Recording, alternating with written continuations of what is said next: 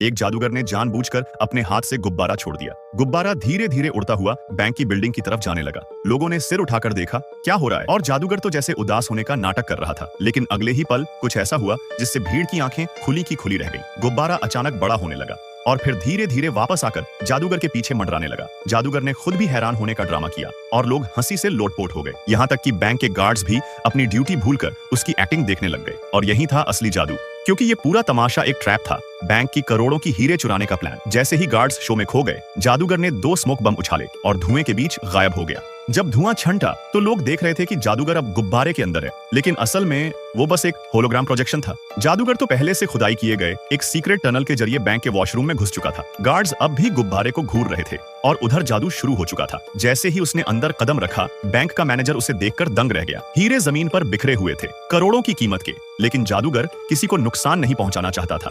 उसका टारगेट सिर्फ हीरे थे। उसने मैनेजर का हाथ लॉक कर दिया सीधे लॉकर पर और उसके सामने ही सारे हीरे उठाकर अपने बैग में भर लिए। फिर आराम से सीधा उसी टनल में वापस घुस गया। मैनेजर ने किसी तरह अलार्म बटन दबाने की कोशिश की, लेकिन उंगलियां कुछ सेंटीमीटर दूर रह गईं। उधर टनल के बाहर एक और स्मोक बम फटा और जादूगर फिर से सड़क पर वापस आ चुका था। अब जाकर बैंक का अलार्म बजा, पर तब तक वो हीरो के साथ कब का निकल चुका था।